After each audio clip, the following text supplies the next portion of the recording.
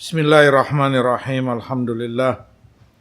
Wassalatu wassalamu ala Rasulillah wa ala alihi wa sahbihi wa man wala. Amma ba'd.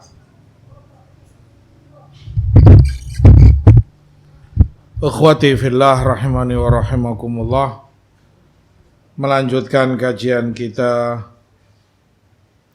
Mandhumah Al-Ilbiri rahimahullahu ta'ala. Kita sampai pada bait beliau, yazidu bikathratil infaqi minhu wa yanqusu in bihi kaffan syadatta. Ilmu itu akan bertambah jika kamu infakkan, tapi dia akan berkurang jika tanganmu menggenggamnya, menahannya, tidak engkau infakkan, tidak engkau sampaikan kepada yang lain. Kembali beliau dalam bait ini menyebutkan salah satu faidah penting dalam ilmu, bahwa faidah ilmu semakin kamu infakkan, yakni kamu ajarkan kepada yang lain, semakin bertambah ilmumu. Karena Allah memberkahi ilmu seorang hamba yang dia ajarkan kepada yang lain. Seorang hamba yang senang dan bersemangat untuk menyampaikan manfaat, menyampaikan faidah kepada saudara-saudaranya yang lain. Dia tidak pasif hanya pada dirinya cukup, tapi dia ingin, dari kecintaan dia kepada ilmu, dia pun ingin yang lain sampai padanya ilmu itu. Sehingga dengan itu Allah berkahi, Allah bukakan untuknya pintu-pintu hikmah, pemahaman, istimbat, bahkan segala kebaikan yang itu tidak terbesit di benaknya mungkin. Dia nggak nyangka kalau ternyata kebaikannya sebesar itu, manfaatnya. Itu kalau dia infakkan. Wa yanqusu in bihi kaffan syadatta. Tapi sebaliknya juga itu akan berkurang ilmumu kalau kamu tahan. Kalau kamu nggak peduli, tidak mementingkan ta'lim, pengajaran ilmu itu kepada yang lain, tidak kamu infakkan, tidak kamu sampaikan kepada yang lain, berkurang ilmumu, berkurang, susut, bisa sampai habis, naudzubillah, kamu lupa semuanya, hilang darimu.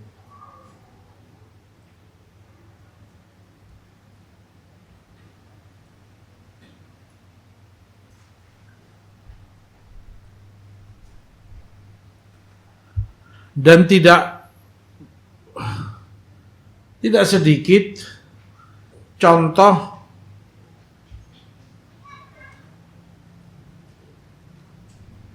orang-orang yang semacam itu.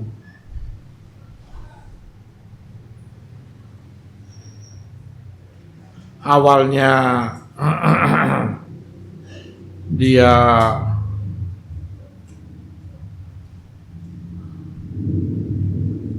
belajar ilmu mungkin sekian lama,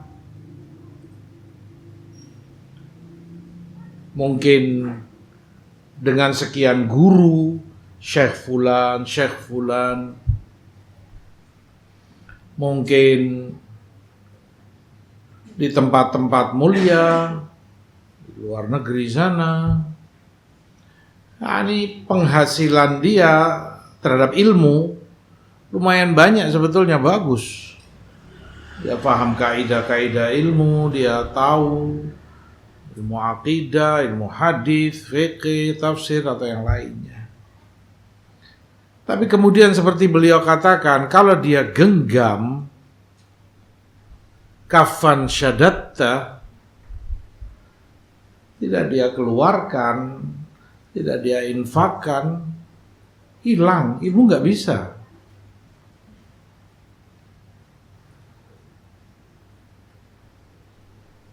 Kadang itu karena kesibukan dia,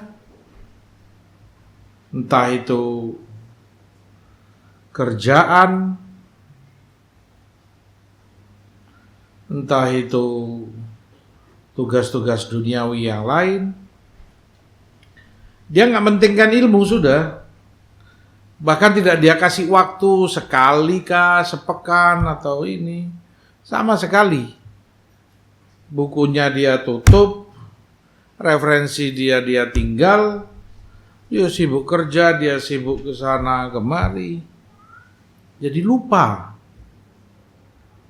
Hilang segala faidah yang dulu dia dapati, Masya Allah. Mungkin sekian lama, sekian tahun dia di halakohnya fulan, di jamiah, universitas mungkin, di majelisnya syekh fulan dan fulan,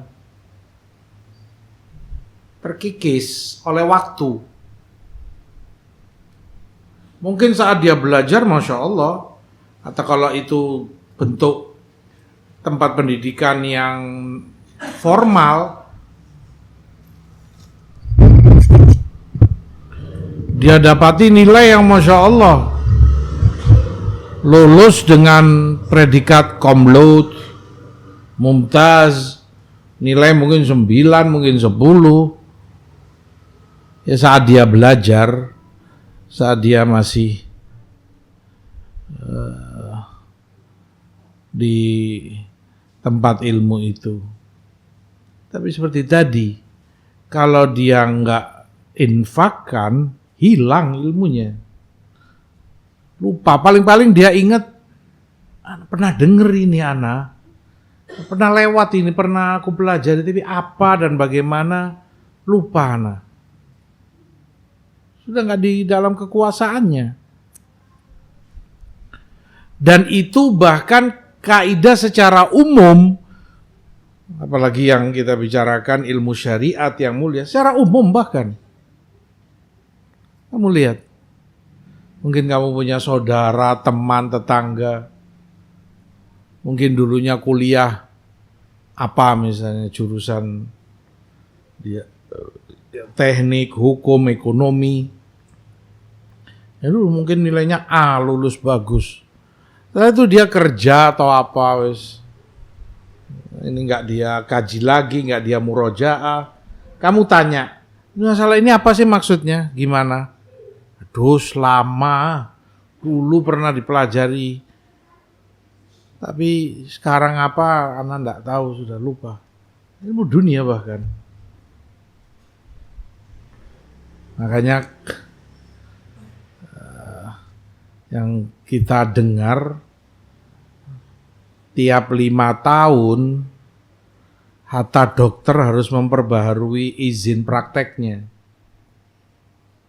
dan diuji oleh entah ID, entah Kementerian Kesehatan. Karena dikhawatirkan hal-hal semacam itu, mungkin dia lupa. Kalau lupa kan bahaya, mendiagnosa orang salah, ngasih resep keliru, bahaya nanti. Hanya tiap 5 tahun diuji kembali, layak enggak buka praktek. Masya Allah, fulan masih jaga ilmunya, masih tahu, dan seterusnya. Seperti itu. Maka ilmu menuntut dan membutuhkan orang itu untuk terus bergelut dengannya, terus bergaul dekat, tidak berpisah, tidak dia tinggal karena kesibukan-kesibukan yang lain. Dan itu yang diriwayatkan dari salaf rahimahumullah. Banyak dari a'immatus salaf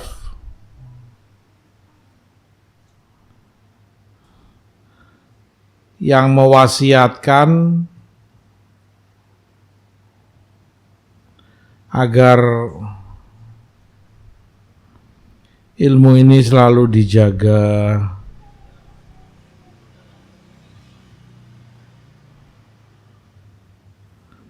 terus didekati. Kamu terus dekat dengan ilmu itu. Itu yang kamu baca, itu yang kamu ajarkan. Karena dengan mengajar, ilmu kan terus bersamamu. Itu yang kamu ucapkan, itu yang kamu fahamkan ke orang. Sehingga ilmumu terus lekat pada dirimu, tidak hilang, nggak akan lupa.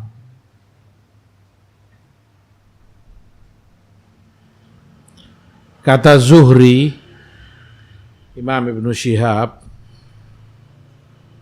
rahimahullahu ta'ala, yambaghi li talibil ilm ayyakuna jullu hammihi atau jullu himmatihi masrufan ilal hifdz wal i'adah. Seharusnya penuntut ilmu itu semangatnya, konsentrasinya itu dia fokuskan kepada hafalan dan memurojaah, mengulang-ulang. Walaupun itu sudah pernah kamu pelajari, pernah kamu catat, pernah kamu bahas, pernah kamu kerjakan. Bagus kamu murojaah, kamu tulis lagi, kamu murojaah lagi, kamu ulang lagi. Agar ilmumu nggak lupa darimu, kamu nggak hilang, nggak kehilangan ilmu itu. Ulangi berkali-kali dan terus hafalkan apa yang kamu pelajari. Makanya disebutkan seperti Abdul Malik Ibn Ibrahim al-Syekh rahimahullahu ta'ala memurojaah Qur'annya tiap 3 hari sekali, dihatamkan tiap 3 hari. Ya wajar, hafalannya kuat. Tiap 3 hari murojaah, tiap 3 hari murojaah, maka betul-betul lekat, nempel di benaknya Quran itu.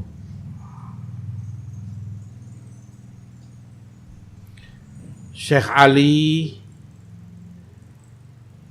Abdullah Jabir ma'ruf, audionya kan banyak diputar, Ali Jabir. Itu disebutkan beliau tiap hari minimal 1 juz murojaah. Tiap harinya harus 1 juz dia selesaikan murojaahnya. Dan beliau imam di zamannya, sempat jadi imam haram juga Mekah. Nah, ini kan juga ilmu Quran, bahkan induknya ilmu, segala ilmu. Nah, kalau nggak ada murojaah begitu ya hilang, berkurang, terkikis, hilang.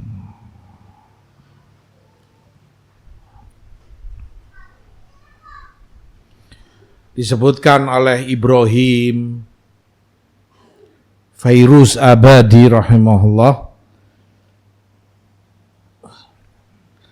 beliau katakan satu pelajaran, apalah bab ini, masalah itu aku ulang-ulang tiap poinnya, tiap masalahnya itu sampai 100 kali kata beliau. 100 kali diulang. Dan itu yang membuat ilmu itu terus bersamamu. Bagaimana enggak bersamamu, kamu ngulangi sampai sekian kali. Bagaimana mau lupa, mau diulang-ulang 100 kali.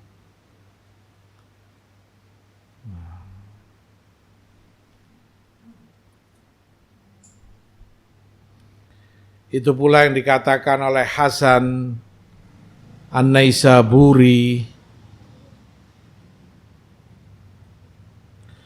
Kata beliau, aku tidak menghafal entah itu ayat atau hadis atau ilmu yang lain sampai aku mengulang-ulanginya 50 kali. Semacam itu pula disebutkan oleh Al-Kayyah-Harrasi rahimahullah. Satu dars, satu pelajaran itu aku ulang 70 kali. Asyahid, dengan cara semacam itu enggak pergi ilmunya dari mereka, terus bersama mereka. Perkara lain berkaitan, butuh ilmu itu juga menuntut untuk adanya kesabaran dari kita, mutsabaroh secara kontinu dan terus menerus. Dengan itu kamu akan naik jenjang demi jenjang dalam ilmumu. Ya layaknya tangga itu. Sekarang kamu di level dasar, lantai dasar.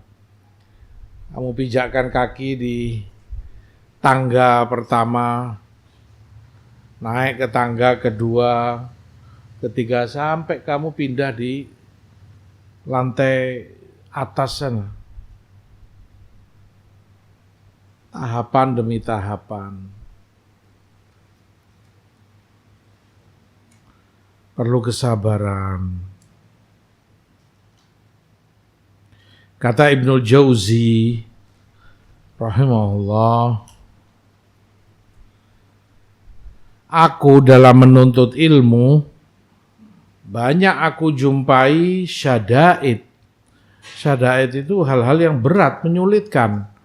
Kehabisan sangu, uang saku kurang, mungkin makan, minumnya kurang nikmat, kurang kamu senangi, mungkin hawanya terlalu panas, keringat, terlalu dingin, macam-macam.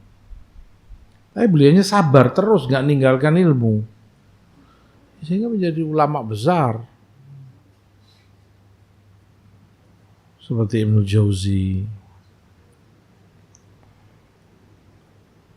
Disebutkan pula oleh Tha'lab rahimahullah,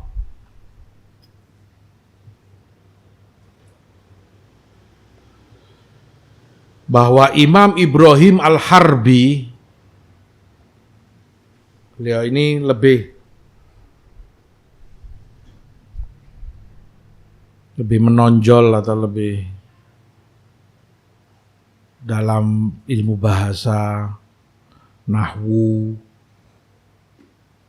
atau yang semisalnya. Kata Tha'lab, Ibrahim Al-Harbi ini tidak pernah aku kehilangan dia, baik itu majelis nahwu atau lughah bahasa, selama 50 tahun. 50 tahun. Bukan 50 hari. Bukan 50 jam. Tahun. Enggak pernah kehilangan. Artinya di majelis selalu ada, selalu hadir itu. Ibrahim Al-Harbi. Ada di situ. Besok Ibrahim Al-Harbi. lusa Ibrahim Al-Harbi. Nggak pernah kemudian absen artinya. Mana Ibrahim kok nggak ada, kok nggak muncul hari ini, kok nggak datang. Nggak ada itu pada diri Ibrahim Al-Harbi. Kalau anak-anak kita kan Allah yuslihuhum, semoga Allah benahi. Ada saja catatannya kan. Dalam satu semester aja keluar nanti di rapotnya. Absen tanpa izin, tanpa sakit 10 hari. 5 hari. Dan semisalnya. 50 tahun. Ibrahim Al-Harbi tidak pernah absen. Bukan waktu yang sedikit. Usia kebanyakan antum mungkin nggak sampai 50. Nah, begitu pula Imam Ahmad Ibn Hanbal rahimahullah. Beliau katakan, aku pelajari kitab haid. Kitab haid ini cukup rumit. Ya, hukum-hukum seputar haid wanita. Kapan itu dibilang haid, bagaimana haidnya, berapa lamanya, seperti apa sifat darahnya, bagaimana sholatnya, puasanya, kalau dia suci belum mandi, jam berapa waktu sucinya, dan seterusnya. Cabangnya cukup banyak. Kata Imam Ahmad, menyelesaikan dan menguasai kitab haid aku butuh 9 tahun sampai aku fahami betul. Sampai aku kuasai ilmu itu. Karena itu tanggung jawab. Kamu sebagai bapak ya tanggung jawab putri-putrimu sebelum mereka nikah. Kan masalahnya ibadah. Sholatnya, puasanya gimana? Nah, kamu sebagai suami tanggung jawab istrimu. Masalah sholat, puasanya, hubungan suami istri, kan kembalinya semua pada masalah haid. Asyahid kata Imam Ahmad 9 tahun. Ditekuni, dipelajari, dikunyah betul masalah-masalah haid itu sampai aku fahami.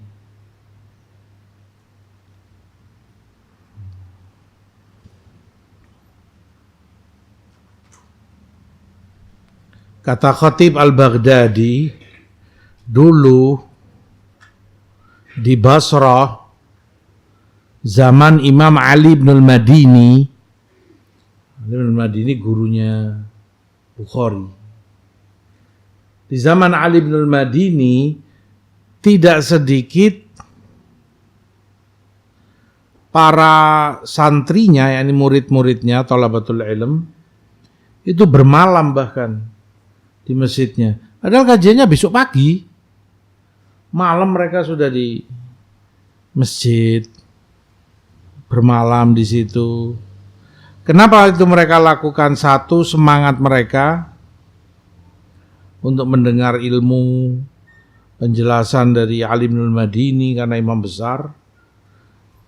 Baik itu dalam hadis atau jarh wa ta'dil terhadap rawi, fulan dhaif, fulan thiqah.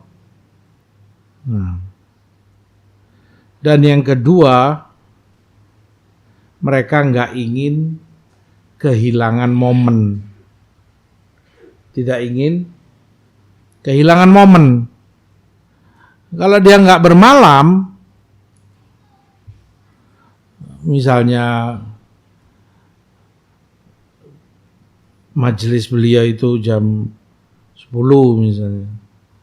Ini berangkat dari rumahnya mungkin jam 8, jam 9. Datang sudah penuh tempat. Ya dia nggak bisa dengar. Zaman dulu ya nggak ada mikrofon seperti ini. Si alim teriak-teriak suaranya keluar. Ini begini. Di luar sana nggak dengar. Masjid besar misalnya. Karena khawatir kehilangan, terlewat ilmu dari dia, sampai mereka rela bermalam di masjid tempat Ali bin Madini mengajar. Seperti itu semangat mereka terhadap ilmu. Al-Hafidz An-Nawawi rahimahullah, minimalnya 12 majelis tiap hari. 12 majelis. Enggak semuanya Nawawi belajar di situ. Ada yang majelis ini misalnya, beliau belajar ke gurunya fulan. Nanti beliau pindah majelis lain, di situ beliau yang ngajar. Pindah lagi beliau belajar ke syekh yang lain. Tiap hari muter majelisnya minimal 12 tadi, antara belajar dan mengajar. Maka tidaklah heran di usia yang sangat teranggap muda, tapi luar biasa keilmuannya Nawawi. Punya Tahdhibul Lughah, Majmu' Syarah Muhadzab, Syarah Sahih Muslim, dan jadi rujukan oleh ulama-ulama setelahnya. Apa pendapat Nawawi? Bagaimana Nawawi sebutkan? Riyadhus Shalihin, Arba'in Nawawi, 12 majelis minimal setiap harinya. Kita satu majelis saja sudah kebingungan ya. Pulangnya jam berapa, sampai rumah kapan, ada perluan ini, mau ke sana, mau ke sana. Satu majelis. Sehari cuma satu majelis itu aja. Udah belingsatan dan nggak ada tenangnya, nggak ada inginnya ke sana kemari. Nah, ala kulli hal jauh beda antara para salaf, ulama-ulama kita dengan generasi-generasi belakangan ini.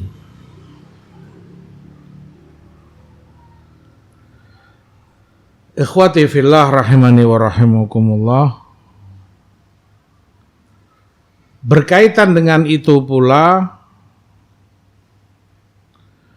karena itu tujuannya ilmu yang dipelajari, yang dikaji, maka segala yang tidak ada sangkut pautnya dengan ilmu mereka sisihkan, dikalahkan. Karena yang dimenangkan ya ilmunya supaya dia dapati. Diriwayatkan bahwa Imam Yahya Ibnu Katsir rahimahullah, Yahya bin Katsir ini disebut Syekhul Andalus. Syekhnya, ulamanya Andalus di zamannya. Andalus Spanyol sana. Datang jauh-jauh dari Andalus, dari Spanyol sana, tengah benua Eropa sana, jauh-jauh datang ke Madinah untuk belajar, duduk di majelisnya Imam Malik Ibnu Anas. Baik. Di waktu itu, ini Malik sedang ngajar. Imam Malik sedang menyampaikan ilmu begini. Ya terdengar berita rame dan istilah sekarang mungkin viral gitu. Kalau kota Madinah kedatangan gajah. Ini para kafilah entah dari India sana mungkin untuk bawa dagangannya. Itu tunggangan mereka gajah. Orang Arab, antum tahu gajah nggak ada di negara Arab, bukan habitatnya di situ. Sehingga kan penasaran, orang pingin tahu kayak apa gajah itu. Orang kalau ada sesuatu yang nggak pernah dia ketahui, nggak pernah dia lihat, kan kepo. Seperti apa ini? Itu pada lari semua dari majelis, ingin melihat. Udah lari semua. Seumur hidup nggak pernah mereka lihat. Apalagi zaman itu foto aja nggak ada. Kalau zaman sekarang mungkin barangnya, bendanya kamu nggak pernah lihat, tapi paling nggak misalnya fotonya di Google atau ini. Ini zaman itu apa yang nggak ada? Ya, paling yang dia tahu namanya aja fil. Seperti apa makhluk ini? Nah ini subhanallah momen masuk sekian ekor gajah kafilah dagang ini di Madinah. Pada lari semua. Kecuali Yahya ibnu Katsir. Tetap duduk di majelis.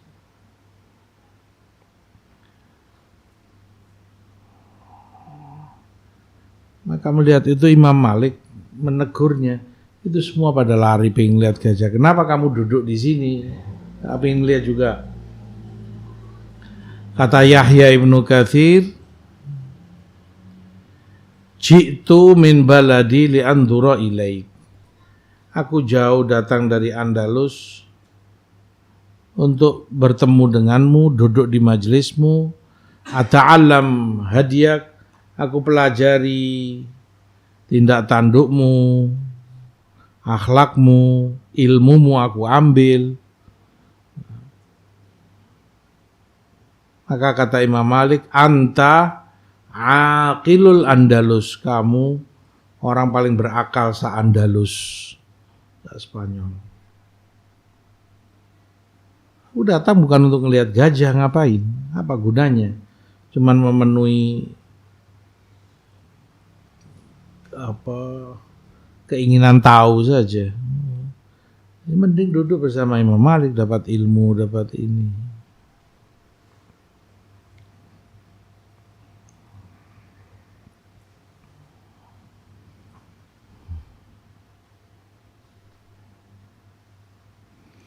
Begitu pula Al-Hafidh Abul Ala Al-Hamadani rahimahullah, disebutkan begitu beliau dapat warisan dari orang tuanya, beliau jual semuanya warisan itu untuk beliau gunakan beli kitab, referensi, murojaah.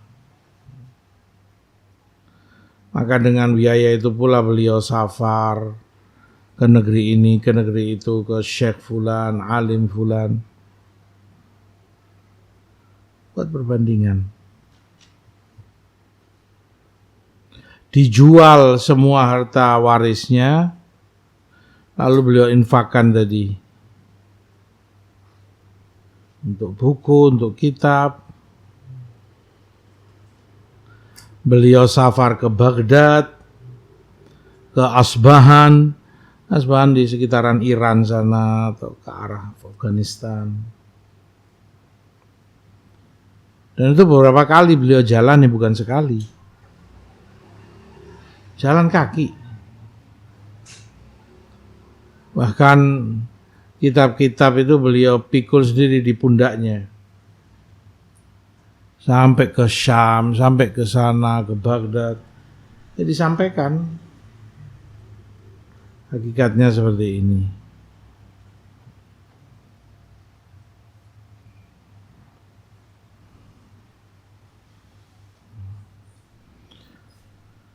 Demikian para ulama kita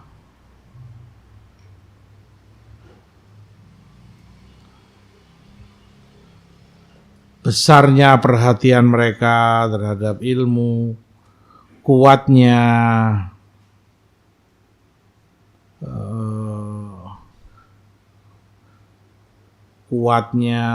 semangat, bulatnya tekad mereka untuk thalabul ilm. Intinya, kalau kamu infakkan, bertambah ilmumu. Kalau kamu tidak infakkan, ya tergulung. Orang setelah itu melupakannya sama sekali.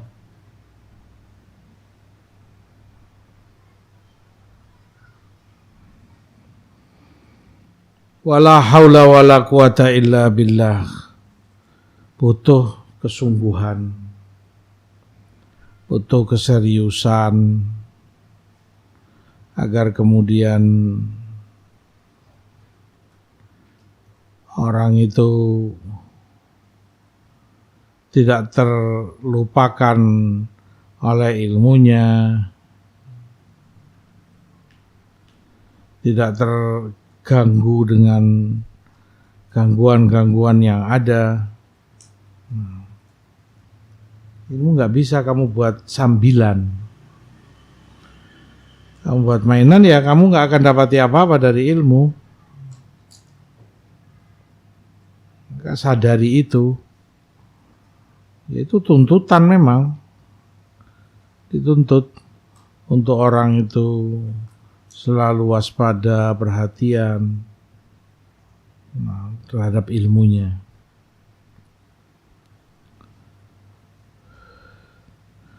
Lalu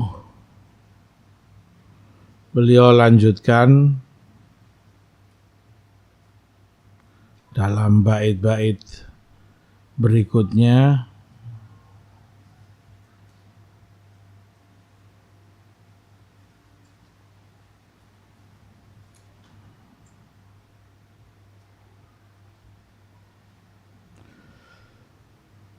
Falau qad dzukta min halwahu ta'man la atharta ta'alluma wajtahadta.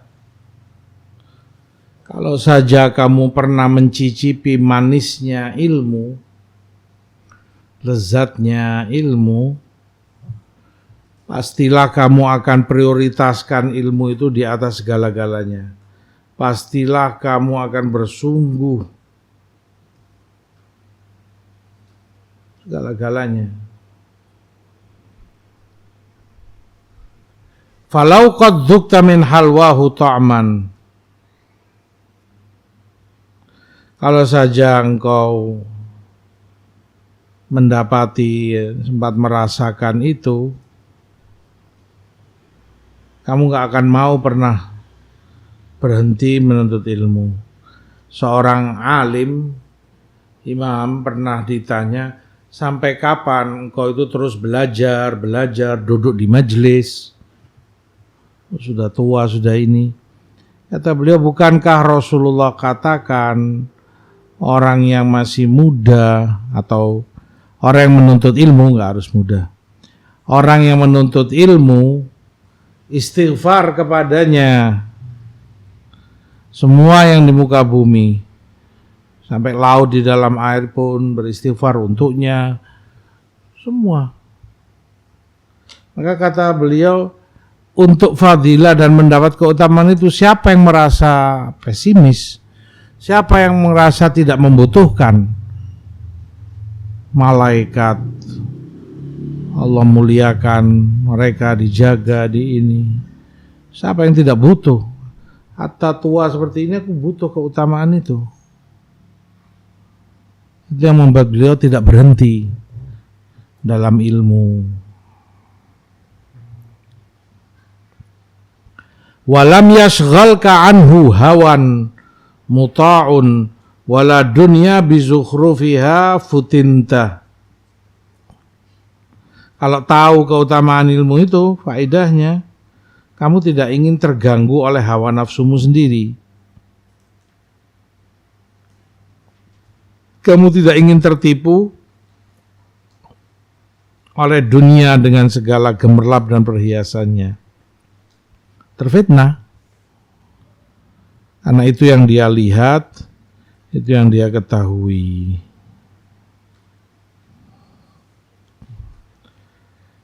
Bait ini mengajarkan kepada kita bahwa kalau benar orang itu merasakan lezat atau manisnya iman, manisnya ilmu, rasa enak ketika mengamalkannya, maka nggak ada tempat bagi siapa saja yang ingin menodai atau merusak kemuliaan ini. Dia nggak akan rela dirusak. Itu kesenangan dia, itu kebahagiaan dia di situ.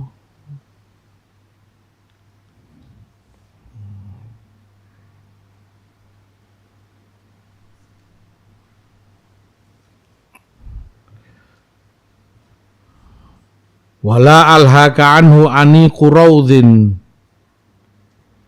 Lalu beliau katakan pula tidak akan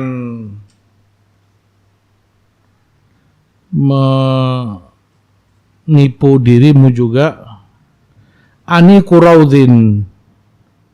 Ani quraud, keindahan taman atau kebun, kecantikan dan keelokan kebunnya,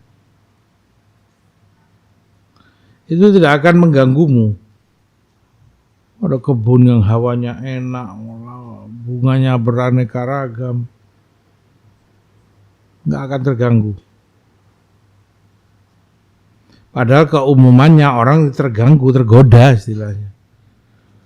Melihat pemandangan yang luar biasa, bunga, segala macam ini.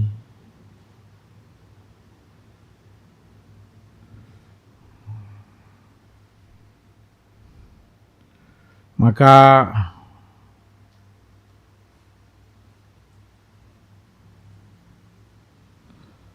nama-nama atau judul-judul kitab para ulama kalau diperhatikan luar biasa. Ya Nawawi tadi Riyadhus Shalihin, tamannya orang-orang soleh. Ya hadis-hadis itu yang beliau bawakan. Beliau juga punya Raudhul Unuf, Bustanul Arifin, Raudhul Murbi'. Yang terakhir ini menunjukkan dia dilakukan atau ditulis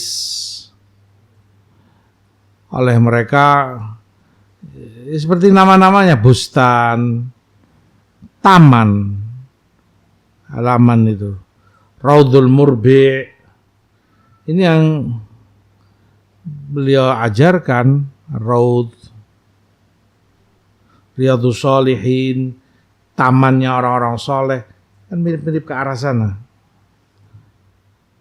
Jangan engkau tergiur oleh ani quraudin, kesembuhan atau sembunyi dari tubuhmu sendiri. Kalau tidak kamu kewalahan. Abah yang ditunjuk sudah pada ke sana kemari, entah kerjaan dia. Intinya jangan mau kamu tersibukkan oleh yang lain. Ilmu itu yang penting bagimu dalam hidupmu, jauh lebih penting daripada perhiasan dan kekayaan duniawi. Wala alhaka anhu ani quraudin wala khidrun bizinatiha kulifta. Begitu pula kamu enggak akan tertipu oleh khidr. Khidr, para gadis yang sedang dipingit atau dalam pingitan. Ya, orang dulu Masya Allah. Lihat anaknya sudah gadis dipingit. Ya, seumur-umur mungkin 15 tahun kurang lebih. Dipingit, taruh di rumahnya, nggak boleh keluar. Kebutuhannya diambilkan, dibelikan orang tuanya. Nggak seperti sekarang Masya Allah. Iya yang keluar ke sana kemari, shopping, beli ini, beli itu, entah online, entah offline. Wala khidrun bizinatiha kulifta. Bahkan budak pun, atau afwan, gadis pun tidak bisa mengganggu dia. Disebutkan bahwa Ibnu Rajab rahimahullah, alim besar dalam mazhab Hambali, diminta banyak orang yang menyampaikan kepada khalifah, kasihan Ibnu Rajab ini belum nikah, belum ini, sibuknya dengan ilmu itu. Maka sampai dicarikan oleh khalifah untuk istrinya, dicarikan sampai singkat cerita nikah. Berjalan hari pertama, kedua, ketiga, sampai seminggu atau 2 minggu begitu. Ini yang bersangkutan malah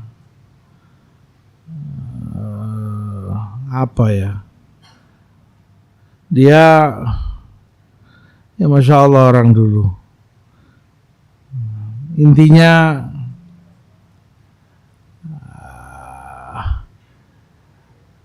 kalau sekarang lebih cenderung berani.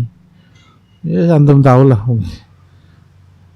Mungkin yang punya banat, dia beli ini, beli itu, kebutuhan kosmetiknya, agar glowing, agar ini. Nggak ada orang dulu.